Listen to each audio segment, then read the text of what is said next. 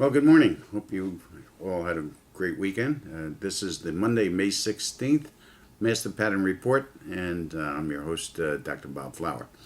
Okay, so the Master Pattern hit on both the S&P and silver calls last week. Also, the call on declining commodities in general and a rising dollar were on target and remain such. Keep in mind that we view these moves as temporary. The issue now is the market's point of focus, which happens to be when will QE2 end, and as it's scheduled in June, and what will happen from there. So we believe that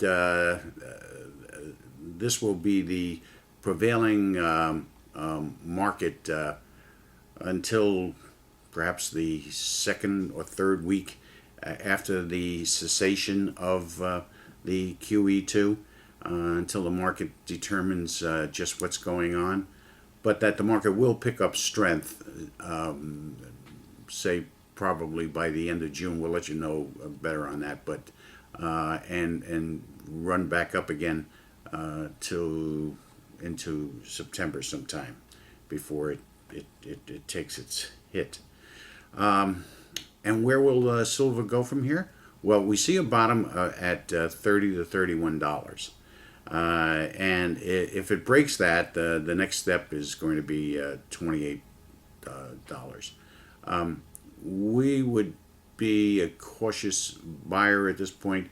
And again, I'm more into buying straddle options, maybe 60 days out, 90 days out, and playing that game here. I do see it bouncing, but it may not be for the 60 or 90 days.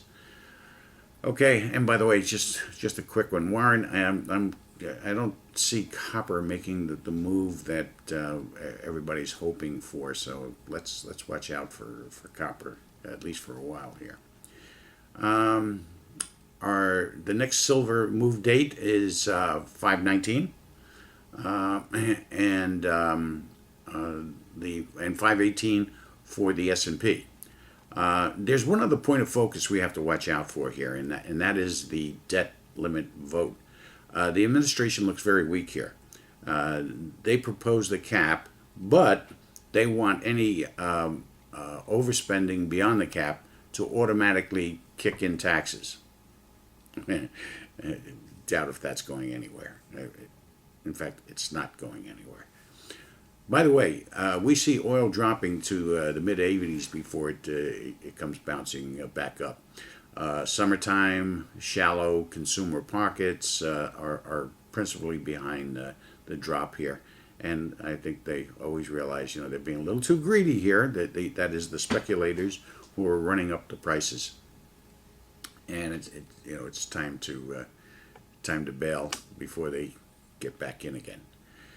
This should generate a higher dollar value and a leveling of the commodities, including metals, at least for a while, into the summer and probably into late summer. All right, interest rates. They've hit a bottom here, for sure. So watch out. Big trouble ahead on this point. Big trouble. And I've talked about this before. And that trouble is not only generated from the euro market, Greece and Ireland and Portugal, and probably Spain real soon here, but from our debt ceiling issues. Any decline, or I'm sorry, any inability to raise the debt ceiling limit is definitely going to cause some interest rate issues in the marketplace, which are not going to be positive. So keep your eye on that, but interest rates are definitely headed up at this point. Okay, so let's talk about a little advisory I want to propose to you, and that is on capitalizing on the lower oil and gas, the domestic prices. Okay, for your own household. or if you own some property, how to capitalize on it. And it's very simple.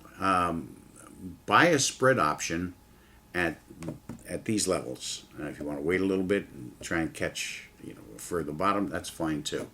But buy a spread option at the low points here, and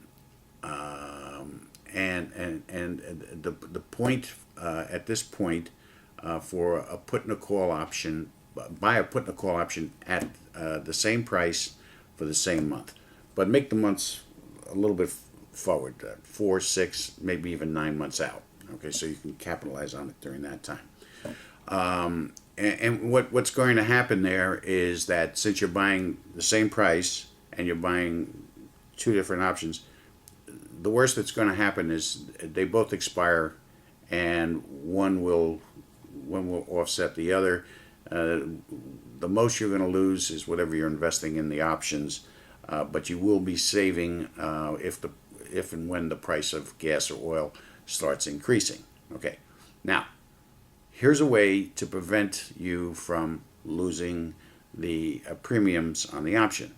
Instead of buying a put and buying a call at the same price, sell the put and sell the call, right? This way, you're not laying out any capital, okay, because you're getting credits. And if the prices stay the same, you end up making money. You'll make premiums on both, all right? And if they should bounce wildly one way or another, you'll be offset, and the worst that's going to happen is you'll make some money on the selling of the put and the call options, and you'll save some money on your gas and your oil. Okay, so think about that, and if you have any issues, drop me an email, drrflower@att.net, and I'll try and expand on what that is and how it works. But make sure you have a good options broker to back you up on that, so you know what's going on. Okay, a final word for this week. Be prepared for anything. We are really in dangerous times.